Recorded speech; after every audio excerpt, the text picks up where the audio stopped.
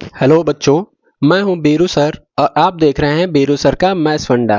अगर आपको लगता है कि द्विघात समीकरण कठिन अध्याय है, तो आज की क्लास के बाद आपकी सोच बदल जाएगी। इस पूरी सीरीज में हम हर कॉन्सेप्ट बिल्कुल बेसिक से समझेंगे।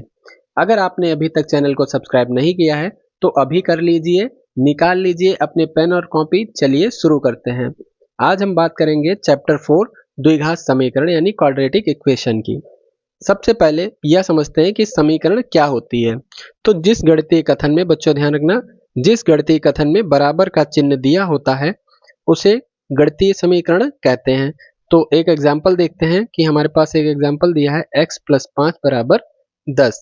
यहाँ पे देखिए बराबर दिया गया है, अतः यह एक समीकरण है। अब अगर किसी समीकरण में एक्स स्क्वायर भी आ जाए तो वह किस प्रकार की होगी, यही आज हम समझेंगे। तो हमारे पास तीन समीकरण दी गई हैं, इनको आप ध्यान से देखिए।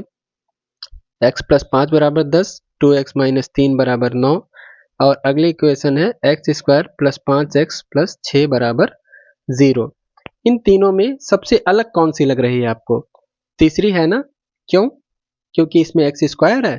तो देखिए हमारे पास एक और समीकरण है A X square plus B X plus C बराबर 0। यह द्विघात समीकरण का मानक रूप है बच्चों, इसको ध्यान रखिएगा। हर द्विघात समीकरण को पहले हमें इसी रूप में बदलना पड़ेगा, यानी मानक रूप में चेंज करना होगा। अब यहाँ पे देखिए, तो जहां हम कह सकते हैं कि जो ए बी और सी हैं हमारे पास, ए बी और सी वह वास्तविक संख्याएं हैं,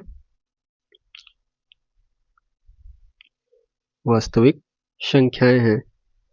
पर एक बात ध्यान रखिए बच्चों, जो कि बहुत ही ज्यादा ध्यान देने वाली बात है, कि यहाँ पर जो a है वो कभी भी 0 के बराबर नहीं होना चाहिए। यह इसलिए है क्योंकि अगर a बराबर 0 होगा,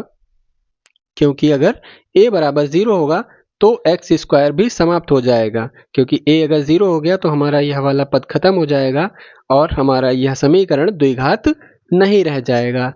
अब हम सीखेंगे कि इस समीकरण में ए बी और सी को कैसे पहचानेंगे। तो ए बी और सी को पहचानना सीखेंगे,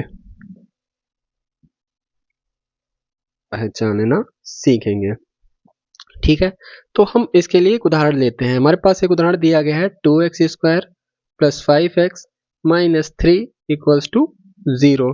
अब यहाँ पर अगर हम देखें तो पहले हमें इसकी तुलना करानी पड़ेगी। A X square plus B X plus C बराबर 0 से तुलना कराते हैं इसकी। जब तुलना कराएंगे तो हमें यहाँ से पता चलेगा कि a जो है हमारा 2 है, b जो है वो 5 है और c की वैल्यू माइनस 3 है। अब आप बच्चों एक सवाल का जवाब आप दीजिए, एक्स स्क्वायर माइनस 9 बराबर 0। यहाँ पर a b और c क्या होंगे? अरे यहाँ x वाला पद तो गायब है, तो यहाँ हम कहेंगे कि b जो है वो कितना है? 0 है। ए की वैल्यू जो है 1 है और सी यहाँ पर हमारा माइनस 9 हो जाएगा। यानी अगर हम इसको लिखना चाहें तो हम इसको इस तरीके से लिख सकते हैं, x square plus 0x minus 9 बराबर 0। तो यहाँ पे देखिए बी जो है हमारा 0 हो जाएगा, ठीक है। अब कुछ समीकरण मैं लिख रहा हूँ, इनको देखिए और बताइए मुझे कि इनमें से कौन कौन से द्विघात समीकरण होंगे। X square plus 7x plus 5 बराबर 0। दूसरा दिया है 5x प्लस 8 बराबर 0। तीसरा दिया है X cube minus 2 equals to 0। और एक समीकरण दिया है 2x x plus 4 equals to 8। अब इन समीकरण को देखिए, 2 मिनट के लिए वीडियो को रोकिए और अपने उत्तरों को सोचिए जरा। हम आगे बढ़ते हैं। तो इसमें देखिए पहली वाली जो है, इसमें x की घात 2 है, अतः यह एक द्विघात समीकरण होगा। दूसरे में यहाँ पर एक्स स्क्वायर वाला पद नहीं है, तो यह द्विघात समीकरण नहीं होगा। तीसरे वाले में भी एक्स स्क्वायर नहीं बल्कि x की घात 3 है, तो यह भी द्विघात समीकरण नहीं होगा। लेकिन चौथे वाले में देखिए एक्स स्क्वायर हमें नहीं दिख रहा है, लेकिन क्या यह मानक स्वरूप में लिखा है? तो नहीं। तो पहले बच्चों इसको हमें मानक रूप में बदलना पड़ेगा। तो 2x की जो 2x है उसकी गुणा अंदर में ब्रैकेट में करानी पड़ेगी। तो पहले x से कराएंगे तो ये हो जाएगा 2x स्क्वायर प्लस 2 चक्कू 8x और ये वाला 8 इधर लाएंगे माइनस 8 बराबर ये 0 हो जाएगा।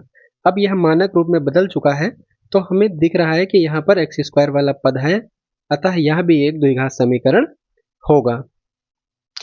बोर्ड परीक्षा में अक्सर ऐसे प्रश्न आते हैं जिसमें पूछा जाता है बताइए कौन सी द्विघात समीकरण है। अब हम देखते हैं बच्चे जो अक्सर गलतियां कर देते हैं बोर्ड एग्जाम्स में, वो ये हैं कि एक्स स्क्वायर की जगह पर एक्स क्यूब को भी द्विघात समझ लेते हैं। एक्स क्यूब को भी द्विघात समझ लेना।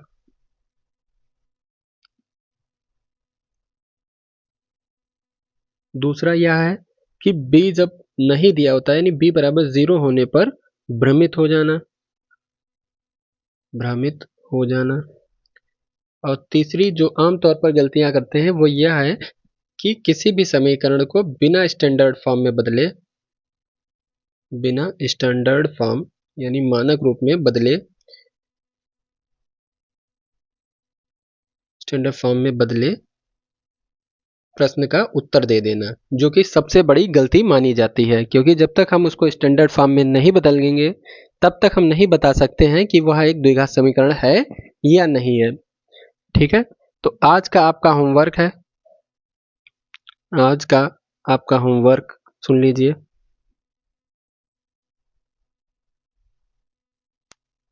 होमवर्क आपको बताना है कि निम्न में से कौन से द्विघात समीकरण हैं। कुछ हम लिख रहे हैं यहाँ पर द्विघात समीकरणों को और समीकरणों को, तो आपको बताना है उसमें से कौन से द्विघात समीकरण होंगे।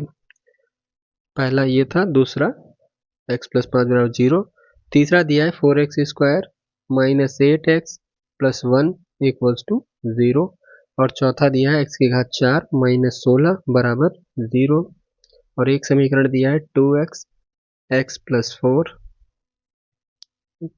Plus 8 equals to x plus 2। अब अपने उत्तर जो है कमेंट में लिखकर हमें बताइएगा। दोस्तों, अगर आज की क्लास पसंद आई हो तो वीडियो को लाइक करें, अपने दोस्तों के साथ शेयर करें और बीरू सर का मैथ्स फंडा चैनल को सब्सक्राइब करना ना भूलें।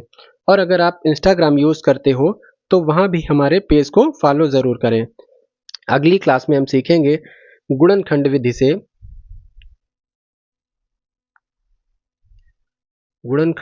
से द्विघात समीकरणों को सरल करना, द्विघात समीकरणों को सरल करना, यह हम अगली वीडियो में सीखेंगे। यह था हमारा इस सीरीज का पार्ट नंबर 1।